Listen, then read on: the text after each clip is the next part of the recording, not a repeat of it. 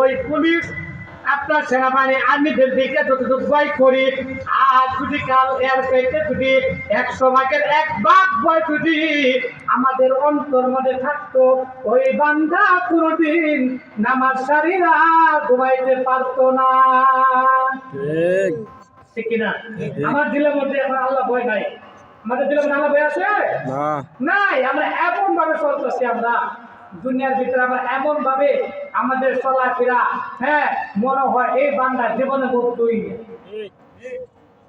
এদের চলাফেরায় মসজিদে আজান হওয়া, আর হে বান্দা গান ফিরে অন্য দিকতে যায়, মসজিদে যায় না। ঠিক কিনা?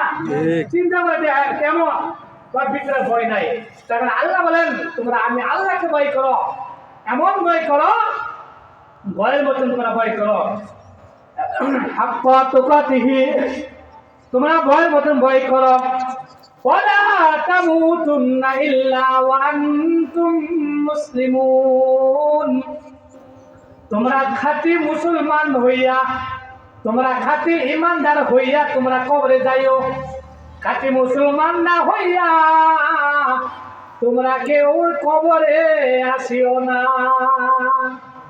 আল্লাহ তাআলা নিষেধ করছে, তোমরা খাঁটি মুসলমান না হয়ে, খাঁটি ইমানদার না হয়ে তোমরা মরিও না। কিন্তু আল্লাহ তাআলা নিষেধ করলো খাঁটি মুমিন না হয়ে তোমরা মরিও না। তার মানে বোঝা গেল খাঁটি মুসলমান না হয়ে বললে তাহলে সমস্যা আছে না নাই?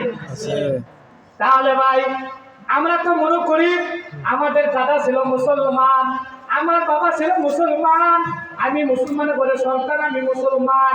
কিন্তু ভাই এই মুসলমানের তো কোনো দাম নাই। দাম আছে ভাই? এই মুসলমানের তো কোনো দাম নাই। আরো মুসলমানের দাম হলো আপনি যখন আত্মসমর্পণ করবেন, আপনি যখন আল্লাহ তাআলা পায়ে যখন কদমে আল্লাহ তাআলা পায়ে যখন সিজদা করবেন। কারণ ভাই মুসলমান আর কাফেরের মধ্যে পার্থক্য হলো নামাজ। মুসলমান যারা নামাজ ছাড়তে পারে না তারা, যেরকম ইমানদার যারা ওরা নামাজ ছাইরা ঘুমাইতে পারে না তারা, আর যারা মুসলমান না, যারা ইমানদার না, ওরা মসজিদে আসে না। ও আল্লাহ কয়, ও বান্দা ঠান্ডা পানি দিয়ে ওযু কর, তারপরে মসজিদে যাইয়া তোরা আমার পায়ে সিজদা কর। আর শয়তান কয়, ও বান্দা এই আরামের বিছানা সারিয়া তোমরা মসজিদে যাইও না, ঠান্ডা বিছানার মধ্যে তোমরা ঠান্ডার মধ্যে বাইরে হইও না, এই ঠান্ডা বিছানা তোমরা গরম করো। ঠিক ঠিক না? আল্লাহ ঠান্ডা পানি দিয়ে ওযু কর, আর শয়তান কয় তোরা ঠান্ডা